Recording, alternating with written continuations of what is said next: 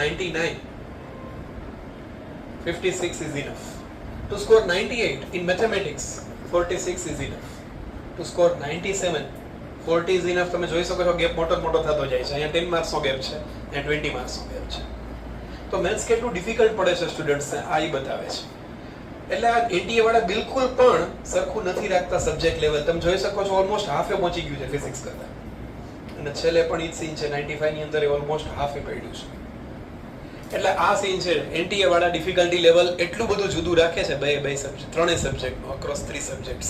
આનાથી શું ડિસાઈડ થાય છે કે તમારો મેથ્સનો સ્કોર થોડો ઓછો દેખાય તો ગભરાવાનું નથી, તમારા પીઆર સારા એવા હાઈ હોઈ શકે છે. અને ફિઝિક્સનો સ્કોર કદાચ સારો દેખાય તો સારો દેખાવો જ જોઈએ, કારણ કે તો જ તમારો સારો પીઆર બનશે નથી. બરાબર? એટલે આ ખાસ કે મેથ્સના ઓછા સ્કોરથી ગભરાવાનું નથી. જેડબલ ની અંદર it is equivalent two double of physics sometimes.